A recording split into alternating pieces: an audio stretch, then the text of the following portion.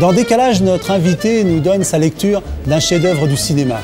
Ce soir, c'est Mayar Monchipour qui nous parle du film de Martin Scorsese, Raging Bull, qui ressort en DVD chez Gaumont, Columbia, TriStar.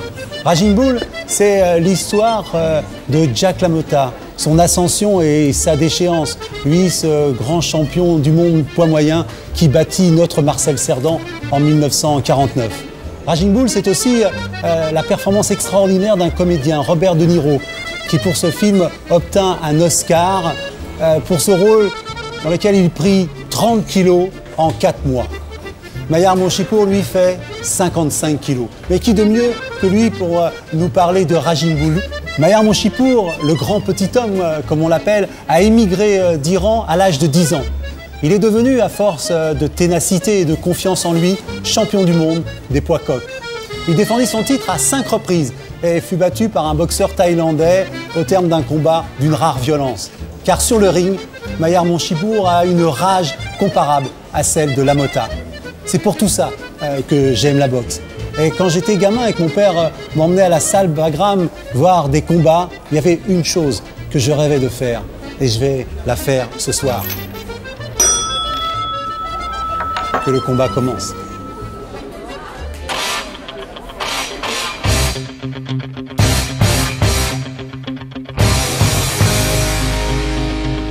Donc j'imagine que j'ai Jack LaMotta en noir et blanc devant moi. À mon avis, il dominerait trop. Donc je recule. Et là, il me coince dans le corps.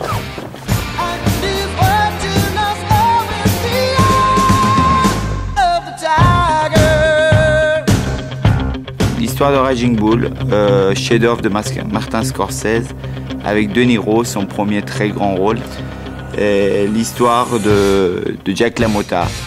Jack LaMotta, américain d'origine italienne, en lui quand même déjà pas forcément quelque chose de boxeur, mais quelque chose de violent en tout cas. Il était peut-être fait pour ce sport, parce que c'est vrai, il ne supporte rien, c'est une tête de mule, on dit. Il tape sur son frère, son souffre-douleur quand ça va pas. Il tape sur sa femme quand il y a des choses qui vont pas dans sa vie de sportif. Tout le début du film est consacré à son ascension. Sa seconde épouse, Vicky, qui est blonde, ça correspond à son ascension sociale. Il passe des brunes aux blondes, mais très vite, il va redevenir lui-même. Violent, irascible et égoïste. T'entends ce que je te dis? Ne t'avise pas de manquer de respect, ma petite. T'entends bien ce que je te dis? Tu entends?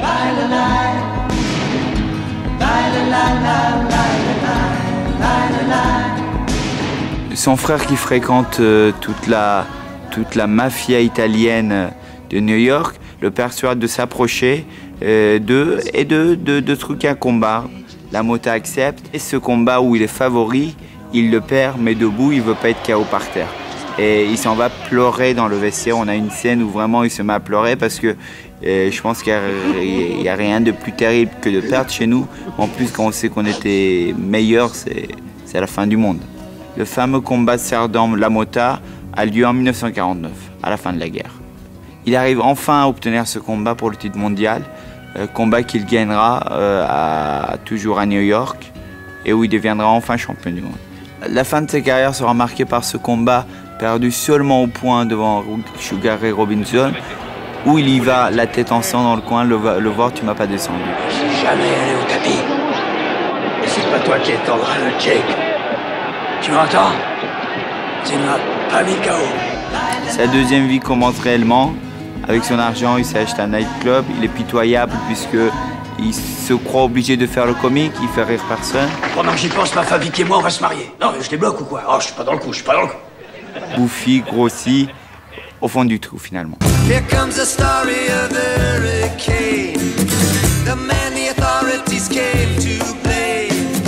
À l'époque du noir et blanc, c'était des combats de dingue. C'était vraiment des combats de gladiateurs. C'était jusqu'à la mort presque. De nos jours, ce genre de combat, ce genre de scène n'existe plus et heureusement. Moi, mon dernier combat, l'arbitre m'arrête debout avant que quelque chose de grave ne puisse arriver. La scène où il se lève, il se refuse à sa femme, il va se prendre un pichet de glace qu'il renverse sur lui dans son pantalon. bon, c'est folklore, hein, c'est folklorique. Ce sont des vieilles histoires. Il faut pas avoir de femme ou sa femme avant les combats. Bon, je crois qu'on est un peu plus soulagé dans une vie normale que à s'abstenir comme ça. C'est l'état d'esprit qui fait qu'on va boxer en se retenant en styliste, en virtuose ou en Raging Bull. J'en suis un. Souvent on m'a dit que je boxais à l'ancienne. Je boxais à cette époque noir et blanc. Donc c'est pas ressemblant dans les gestes, mais dans l'attitude. Et c'est l'attitude qui compte en boxe. Avancer.